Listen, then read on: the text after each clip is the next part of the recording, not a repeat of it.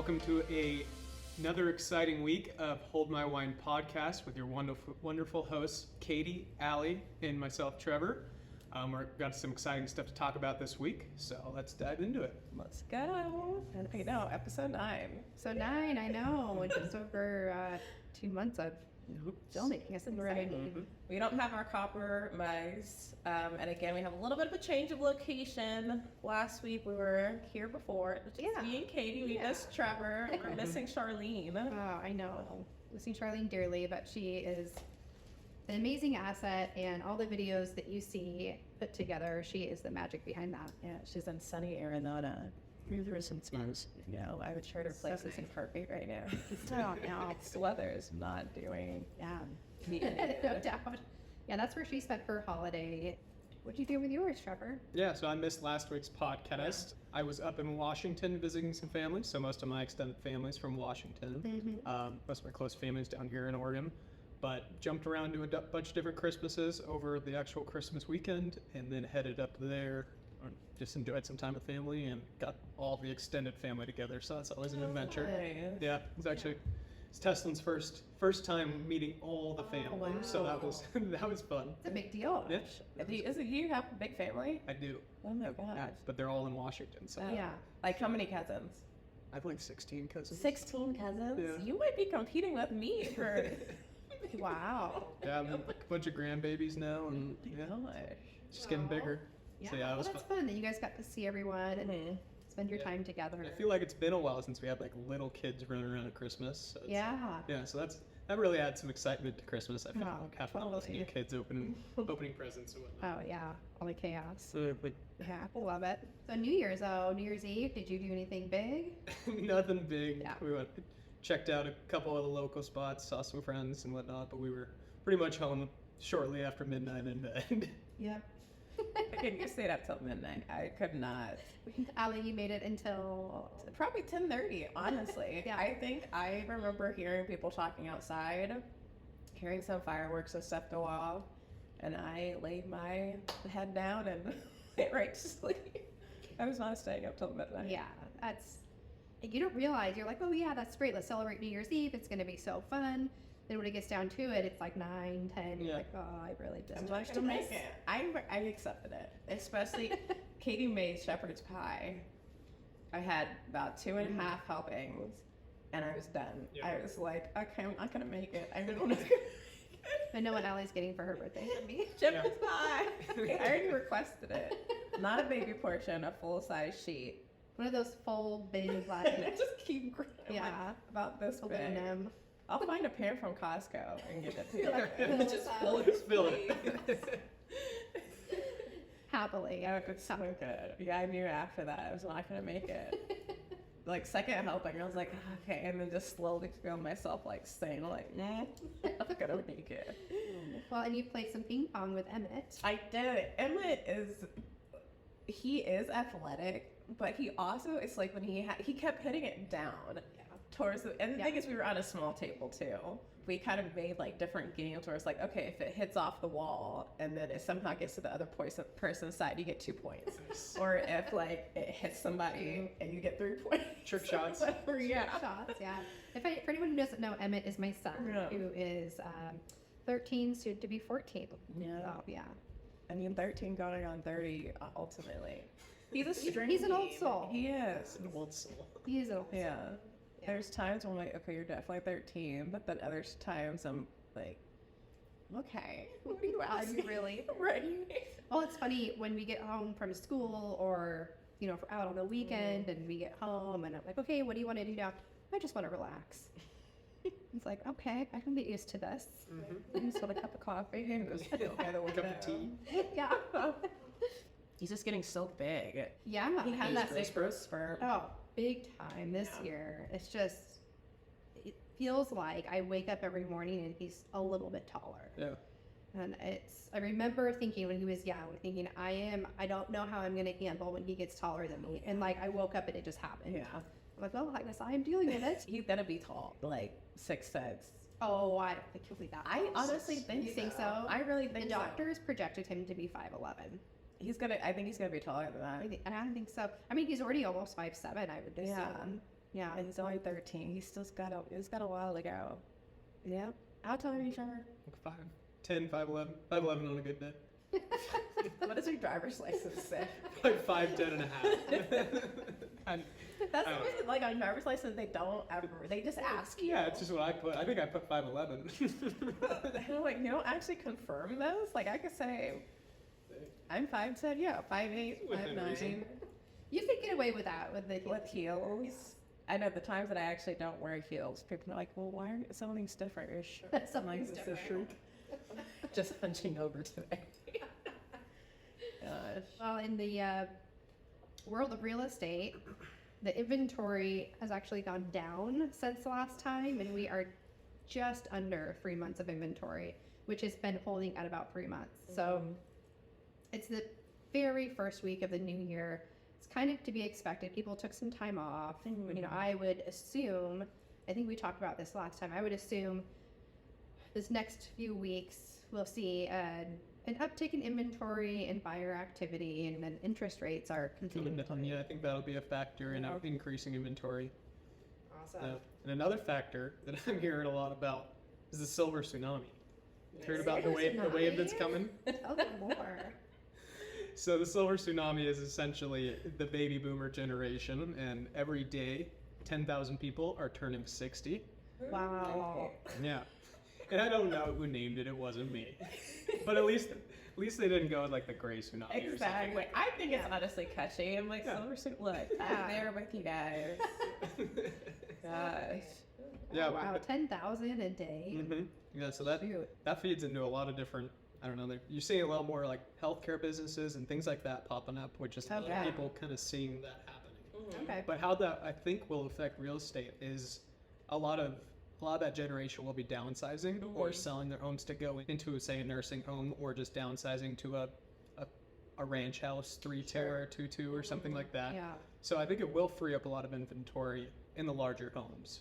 Yeah, I could see that happening. It'd be interesting to see how many are in an estate that will just transfer to heirs as opposed to being sold. Mhm. I mean, how you would find that information necessarily, but it would be interesting to know. Right. I mean, I wonder, but like, honestly, the percentage for Oregon, just in general, is a boomer to some extent, or like in that 60 age range. Because you would think it's a little bit higher than, I don't know. Again, we don't know the stats on it yet, but it would be interesting to kind of know what a good percentage of the population is that age. Yeah. One thing about downsizing, though, I think it will put some more pressure on first-time home buyers as well in the future when that really does start happening, because the first-time home buyers and the silver tsunami are both going after the entry-level home, the smaller home. That will create some competition. Absolutely. It's just another little ticket for first-time home buyers to jump in whenever they feel comfortable. Yeah, real estate's never boring. Yeah. That's for sure. I mean, that's one of the things that's because you would think it would be kind of like that, I guess, waterfall effect, where it's like, okay, they're moving out of the bigger homes. Yeah. Generation after is having more kids, they need to upscale, Right. get into bigger homes. But it's actually every generation is having less kids, so they're not. They needing yeah, bigger exactly. homes. Their needs and criteria are very different. That's a Yeah. really good point. Yeah. But then, you have the people that, I mean, during COVID, so many people wanted to get land and get, a bigger house so that they could do the work from home. And now you're starting to see a little more of the people wanting to move back into the city because, A, taking care of land is probably a lot harder than some people realize. And now that, maybe more people are going into the office, they don't need as much space.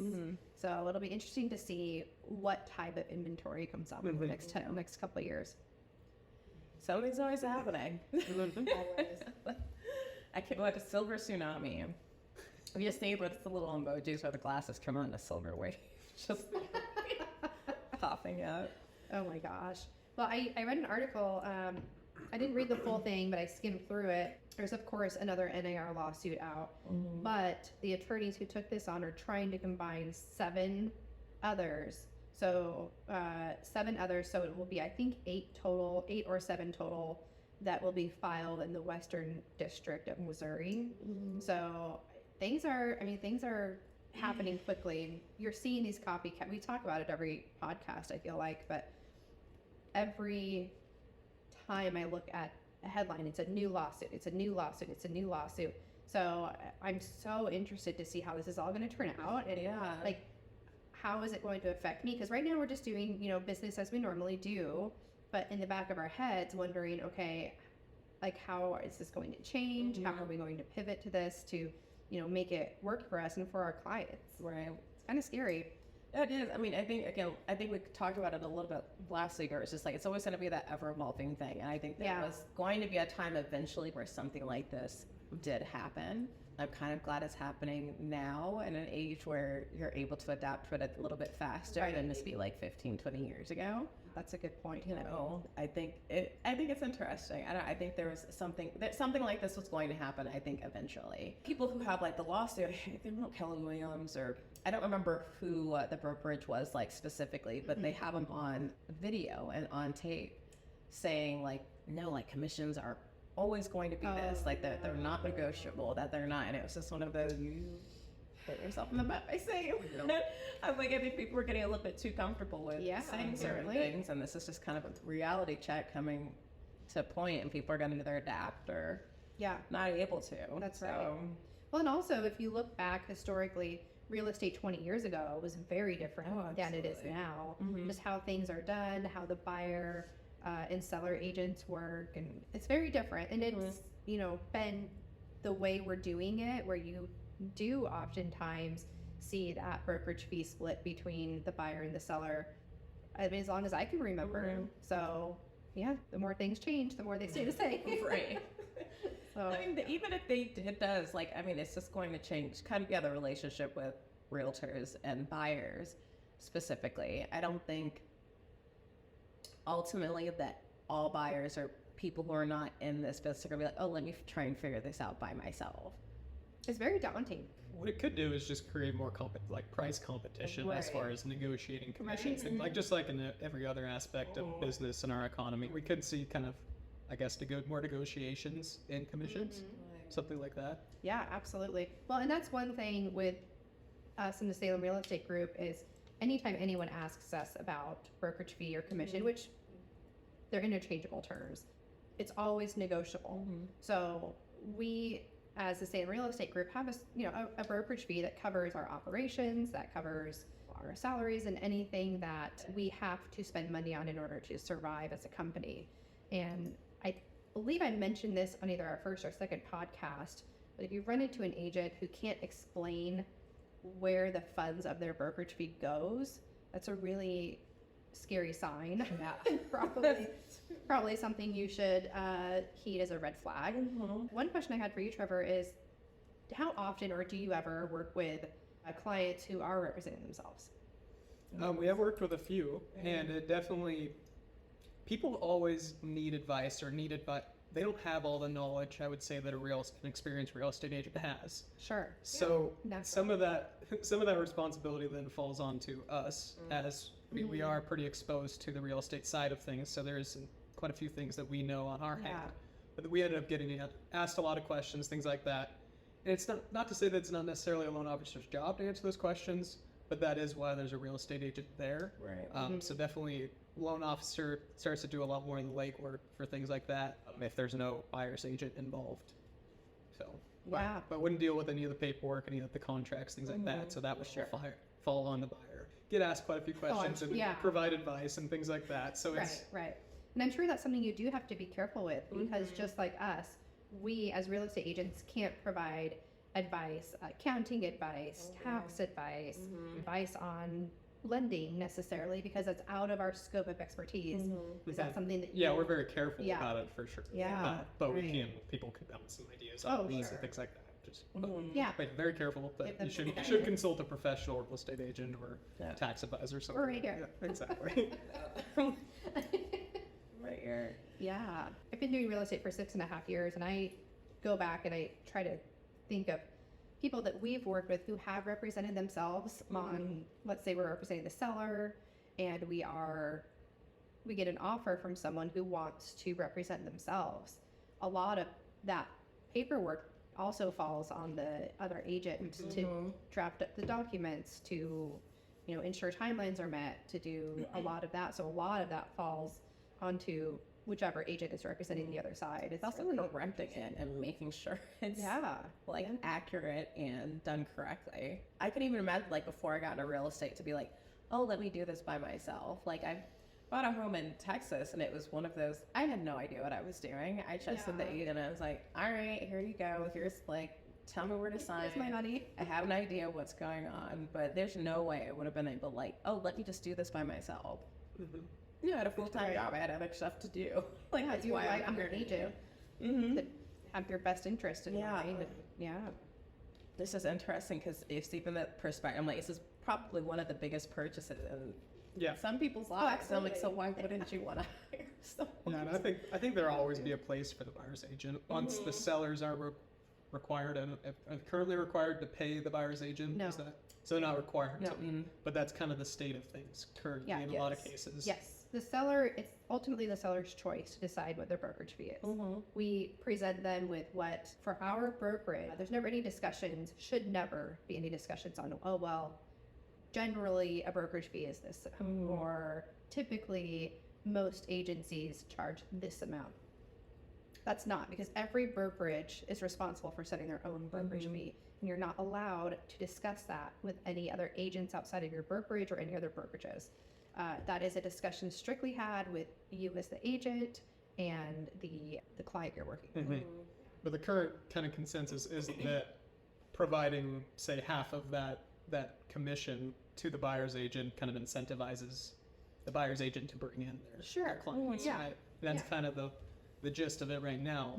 When that goes away, do you think what material effect do you think that'll have on things? Well, it'll be interesting because more buyer agents will likely start using or drafting up, if they're not already, buyer broker agreements, which outlines a reimbursement amount, among many other things, but outlines a reimbursement amount for the buyer helping and representing them throughout the transaction. Gotcha. Which I can only think of one time we've done that with a client in the 6.5 years I've been here. I don't know if you've ever. I've never seen that. I'm not present. And maybe the seller covers a small portion of it and the buyer needs to cover the rest, kind of.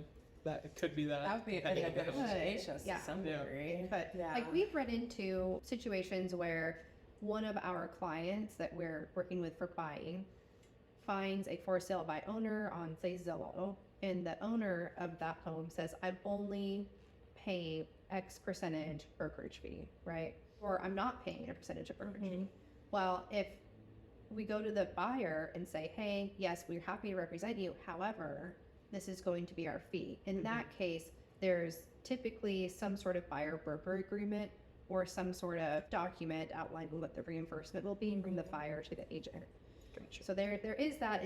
In our case, as far as what I've experienced, it doesn't happen very often. Other agencies, I can't speak to that. I don't know. I could see an avenue of mortgage companies expanding the guidelines to allow for financing in some of the realtor commissions. I could see that happening, and nothing's in motion yet. I haven't really heard anything concrete, but that is an idea that I've heard thrown around. Yeah. I mean, it makes sense. Makes sense. Yeah.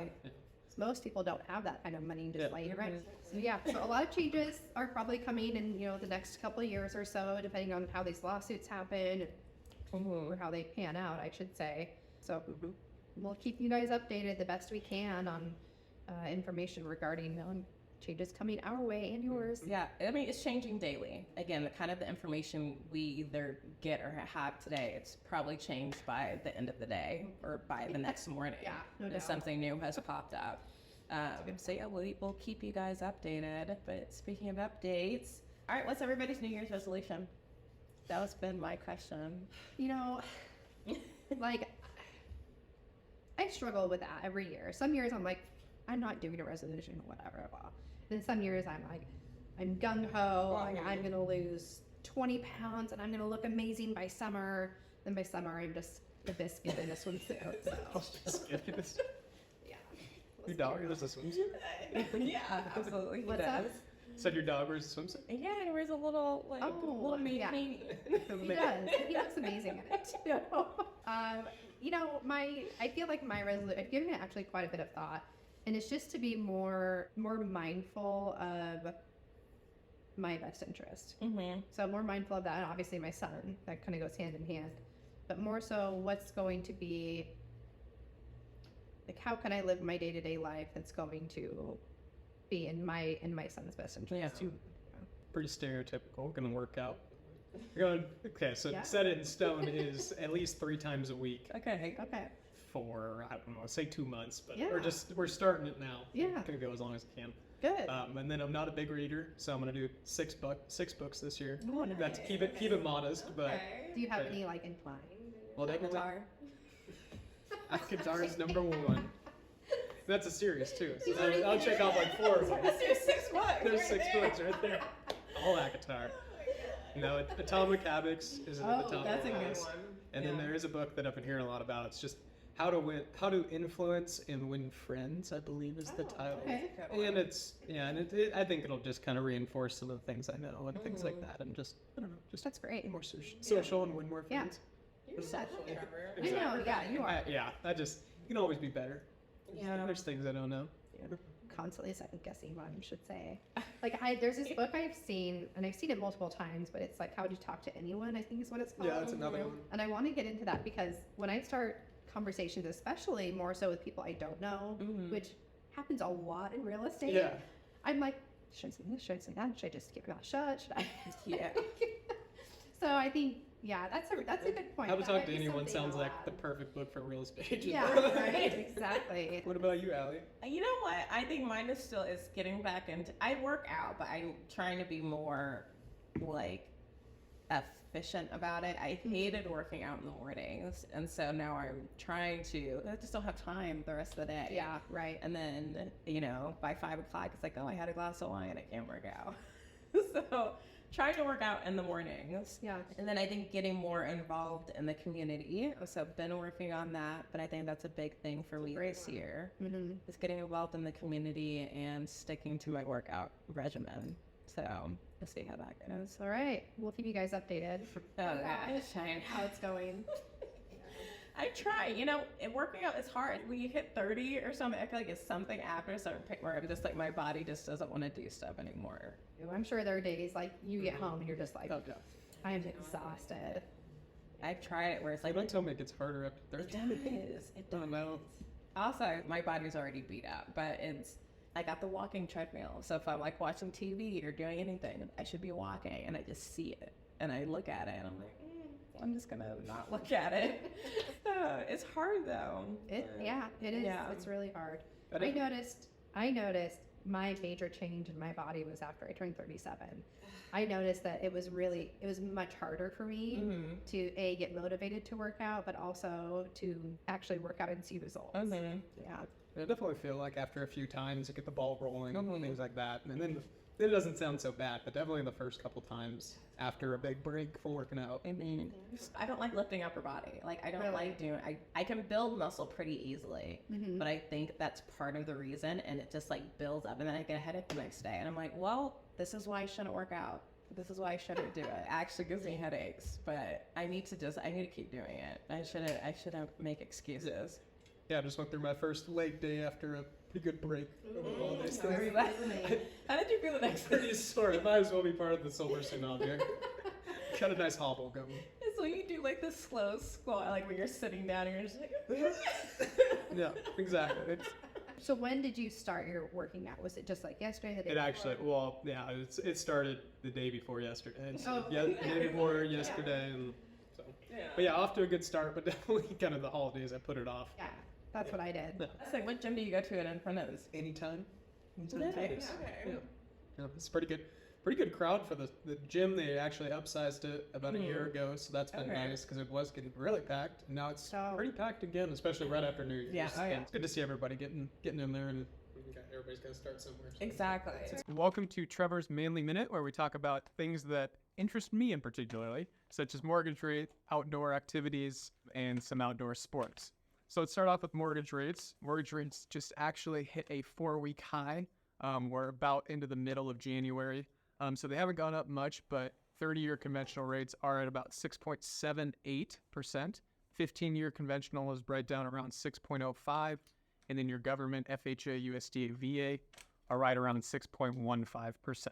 So we're up slightly in the last few weeks, but not by a whole lot. We're down definitely from our highs of November, October. Used car prices, according to Car Gurus, are still trending downward. We're down about 1% over the last 30 days. Outdoor sports, the mountains are finally getting hit with a ton of snow, so we should get about a foot coming this weekend. Again, we're in the middle of January, so it's starting to get good up there for everybody. And then lastly, fishing. Fishing, steelhead on the Oregon coast is really kicking off. It's about to get really good. So if you've been thinking about getting out, now would be the time to get set up and get ready to go.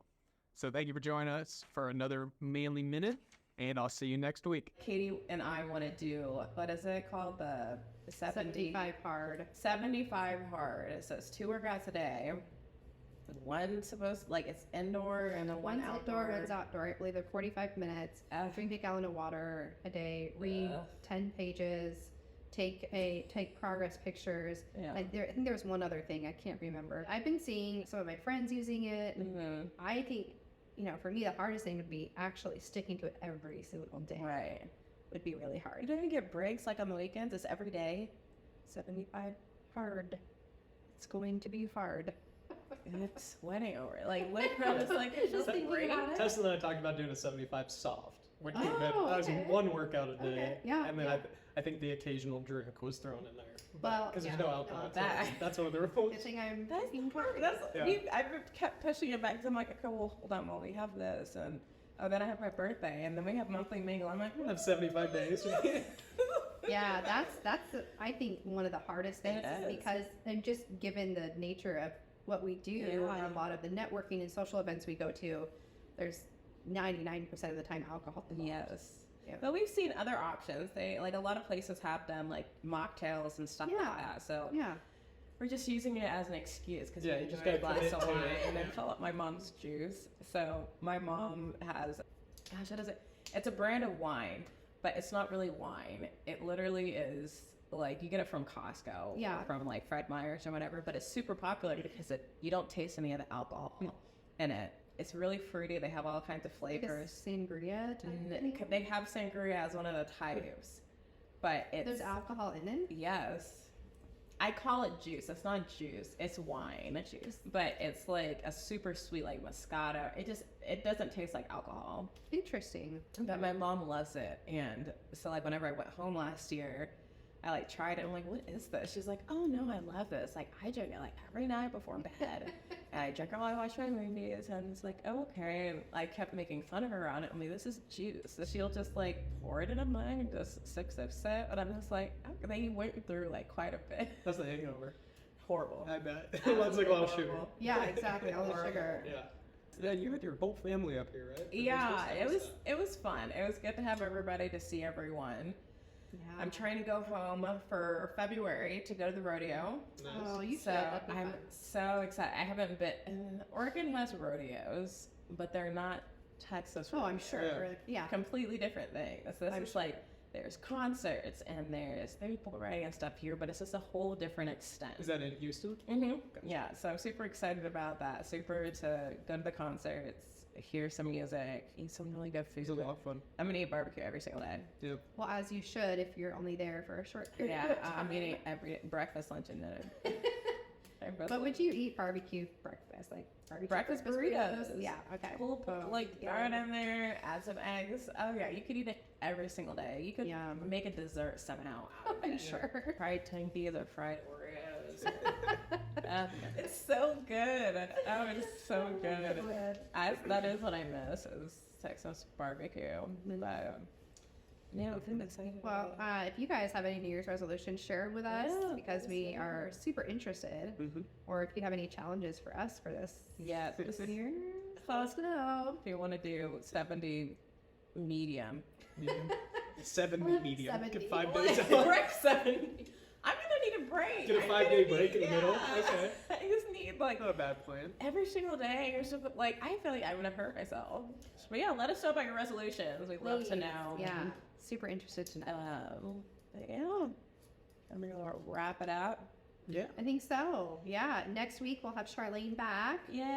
She'll be able to tell us about her time in Arizona, which we're super excited to hear about. Yes. Fun stuff. We miss you, Charlene. Please come back. You're amazing. All right, is that it? I think All that's right. it. All right, That's signing it. off. It's Thanks, a wrap. guys. Bye.